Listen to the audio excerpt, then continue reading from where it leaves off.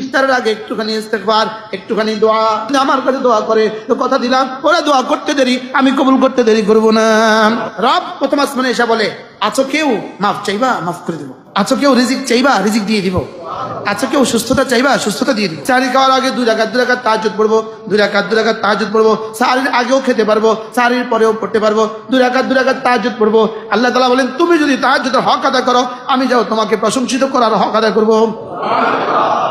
তাহাজ্জুদ পড়লে কি কি লাভ হয়? তাহাজ্জুদ পড়লে 1 নম্বরে আদিয়ান লিল ওয়াজহ, চেহারাটা আলোকিত হয়। সুবহানাল্লাহ।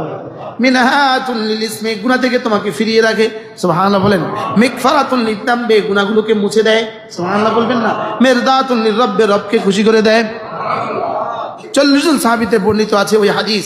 আল্লাহ তাআলা বলেন, হাদিসে কুদসি আল্লাহ তাআলা বলেন, আমি না প্রথম আসমানে যখন রাত 3য় অংশ চলে যায়, আমি প্রথম আসমানে নেমে আসি।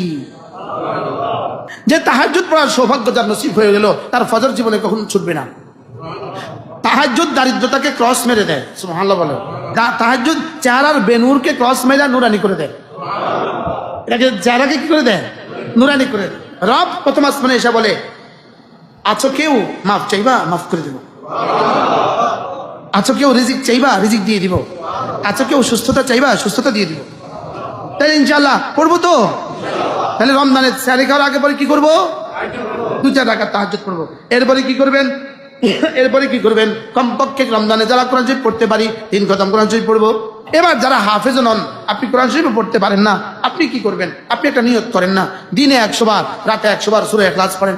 মা বোনরা যারা এই বয়ান সারা পৃথিবী থেকে যারা শুনছেন, প্রত্যেকেই নিয়ত করেন রমজান মাসে তেলাওয়াত বাড়াবো ইনশাআল্লাহ। আল্লাহ তৌফিক দান করেন।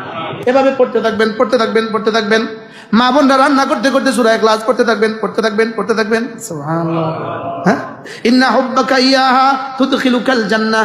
আল্লাহর নবী সাহাবীকে বললেন, সূরা ইখলাসের ভালোবাসা তোমাকে জান্নাত পর্যন্ত পৌঁছিয়ে দিবে। লিআন্না ফিহা আওসাফার রহমান, কারণ এর মধ্যে শুধু আমার প্রেমাস্পদের কথা আছে। এর মধ্যে শুধু আমি যাকে ভালোবাসি তার কথা আছে। সুবহানাল্লাহ। তাহলে সূরা ইখলাস প্রতিদিন 100 বার করি ইনশাআল্লাহ। 15 মিনিট লাগে, 15 মিনিট, 15 মিনিট, 15 মিনিট, শুধু 15 মিনিট। দাম কত হয়ে গেল? পারবো না ইনশাআল্লাহ। আল্লাহ তৌফিক দান করেন। সূরা ফাতিহা যদি এর সাথে মিলিয়ে দেন 100 বার, তো কেমন হবে? হ্যাঁ, তাহলে আপনি ফজর নামাজ পড়ে, ফজরের আগে পড়ে সূরা ফাতিহা 100 বার, সূরা ইখলাস 100 বার। এবার পড়ে একবার বলে দেন না, আল্লাহ আমার আব্বার কবরে পৌঁছিয়ে দাও, আমার আম্মার কবরে পৌঁছিয়ে দাও, আমার দাদা দাদির কবরে পৌঁছিয়ে দাও, আমার নানা নানির কবরে পৌঁছিয়ে দাও, আমার ওস্তাদদের কবরে পৌঁছিয়ে দাও, আমার দোস্ত আহবাবদের কবরে পৌঁছিয়ে দাও। কেমন হবে? সহজ হলো না কঠিন হইলো? করবো তো।